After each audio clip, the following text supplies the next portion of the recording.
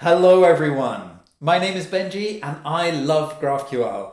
I think GraphQL is awesome. It's made such a huge impact in the way that we build our client applications, our websites, mobile apps and more. It's shown us how we can be more efficient and get rid of this overfetching and underfetching, really do things in a way that is highly optimized to the way that the client needs. Minimizing round trips and having type safety reduces the risks of something going wrong. Handling partially successful results means that even if things go wrong, we can still render something useful to the user. Built-in documentation increases productivity. And of course, by delivering the data in the shape that the client expects, we can minimize the amount of wrangling that we need to do on the client side. All of this makes it much easier and faster to write our client applications, which makes it easier and faster to build things that our users love. GraphQL is amazing. But I have a confession to make. I hate resolvers. I've always hated resolvers. The GraphQL language is declarative, and yet resolvers were not built to leverage this awesome capability. Instead, they turn execution into a procedural, layer by layer, field by field, item by item approach. To my mind, resolvers are very much a minimum viable product approach to execution. They're simple to understand and to specify, but they punt things like solving the n+1 problem into user space, requiring schema designers to remember to use abstractions such as data loader to achieve acceptable performance. And they rule out entire classes of optimization strategies. If you want to optimize what you're asking your business logic layer to do based on the incoming GraphQL query, for example, to only select certain fields from a database, or to tell your remote API to include additional resources that are needed, you have to dabble with abstract syntax trees or similar look-ahead or transpilation complexities. It's unpleasant and a lot of effort. Even people who put in this effort tend to only do so to a fairly superficial level. But the real efficiency gains would come from pushing this a bit further. All of this means that GraphQL is making our servers do more than they should need to, burning more CPU cycles, making more network calls, using more energy, putting more pressure on the environment. And it's not doing as much as it could to save us money on our server bills. In fact, my hatred for resolvers is actually why I joined the GraphQL working group in the first place, back in 2018. The GraphQL specification seems to dictate that we must execute our operations using resolvers. It just seems so unnecessary. GraphQL being a declarative language, why must we stipulate that we must execute it in a procedural manner? As I grew to learn the GraphQL specification, I realized, of course, that we don't stipulate that we must use resolvers at all.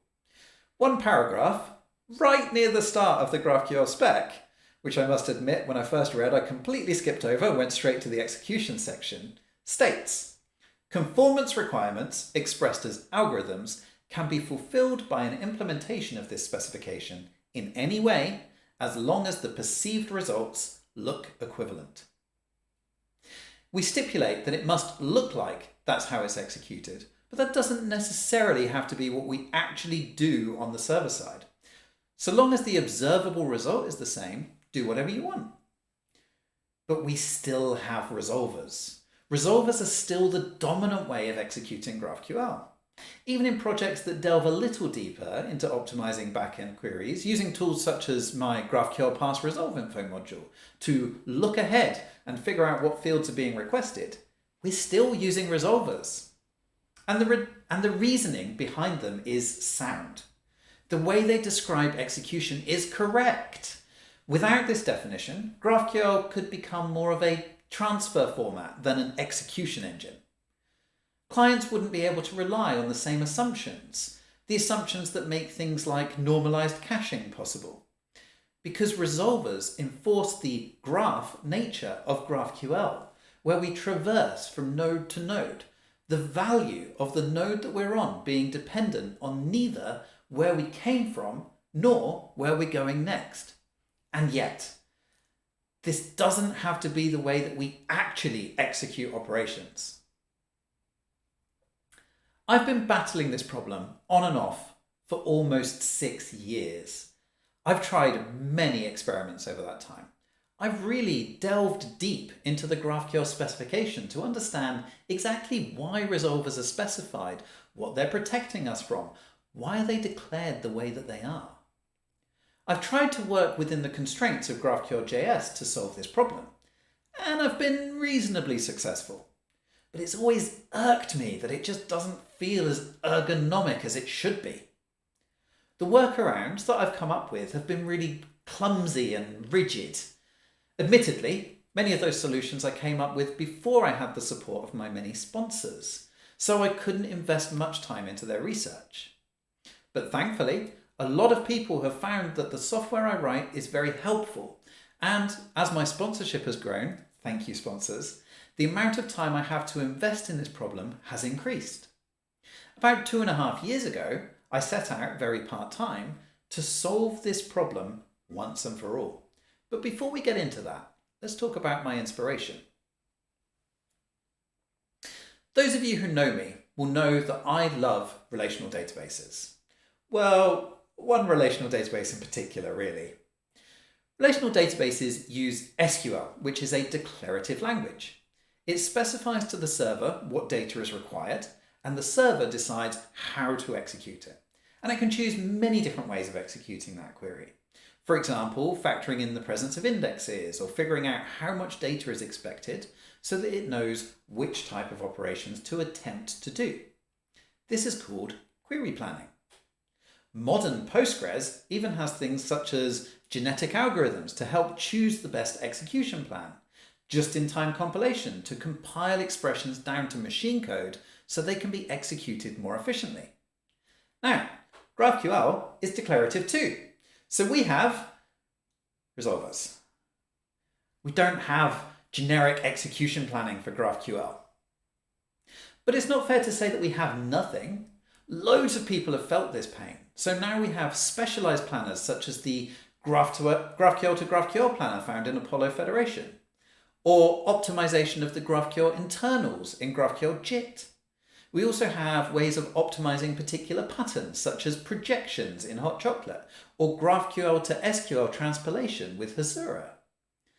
But we don't have a powerful, general-purpose query planning system that takes a holistic approach and allows advanced optimizations, no matter what your underlying business logic may be.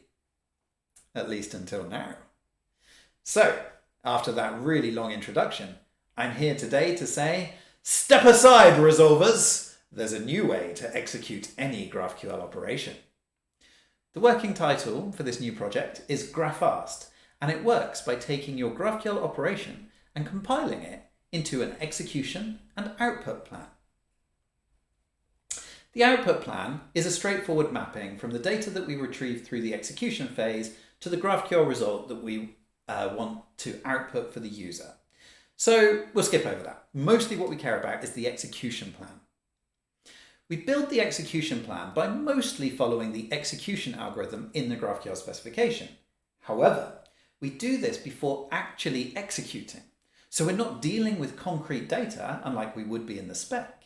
Instead, we're dealing with what we call steps that represent this future data.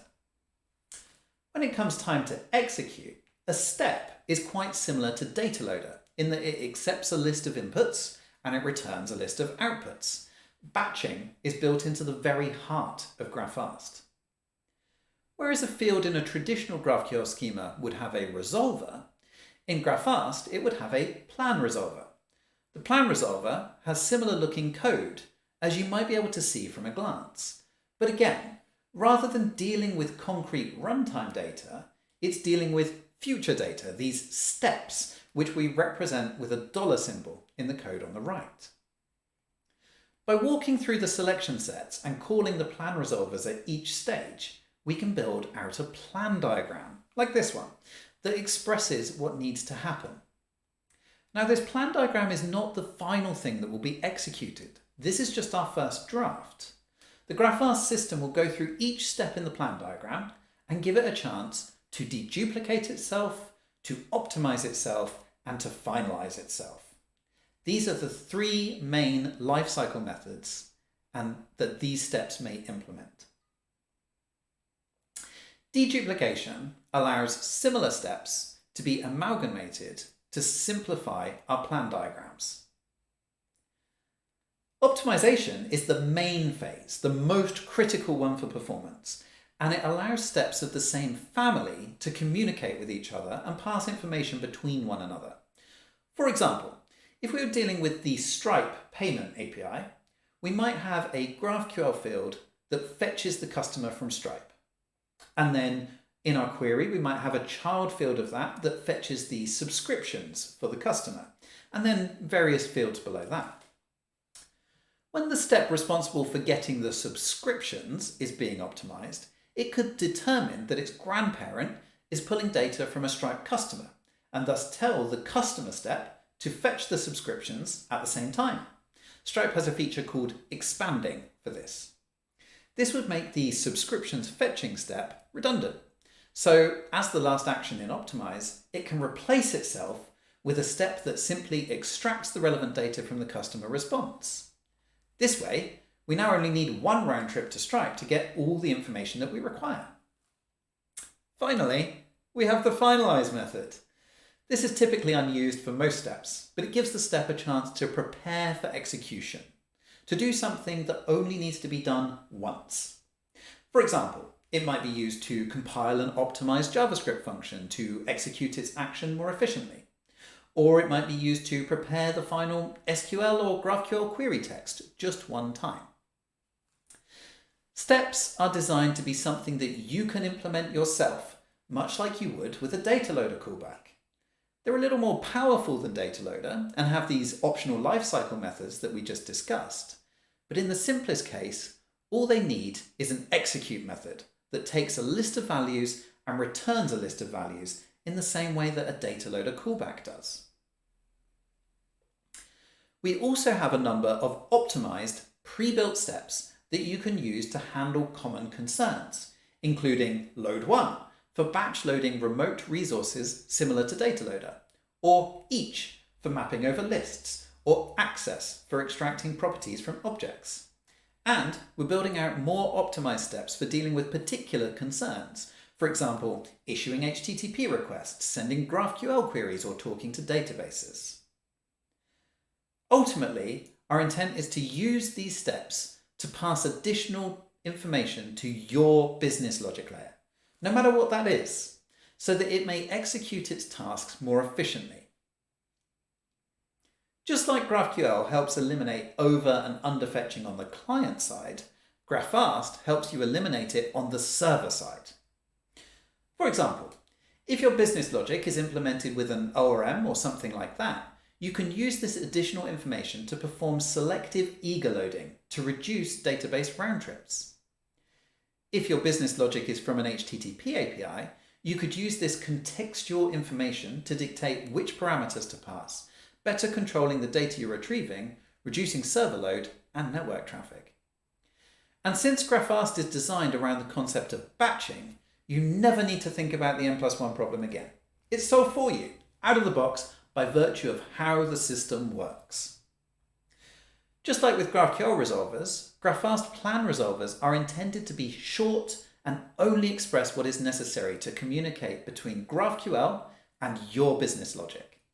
And despite their pleasant ergonomics, they unlock much greater efficiency and performance than resolvers can. Graphast has been built from the ground up to support all of the features of modern GraphQL. Queries, mutations, subscriptions, polymorphism, and even cutting-edge technologies such as the stream and defer directives. And it's backwards compatible with existing GraphQL schemas. So you can use Graphast to execute requests against an existing resolver-based schema and then migrate to plan resolvers on a field-by-field basis. And if you already use data loader, then migrating to using Graphast plans should be very straightforward. We're hoping to release an open source version of Graphast under the MIT license, the very same license that GraphQL JS uses, in the first half of 2023. To be notified when we're ready, please enter your email address at graphast.org. If you'd like to help me continue to invest time in projects like this, please consider sponsoring me on GitHub Sponsors, and you may even get early access. Feel free to reach out to me with any questions. Thank you for your time, and I hope you're as excited about the future of GraphQL as I am. Thank you.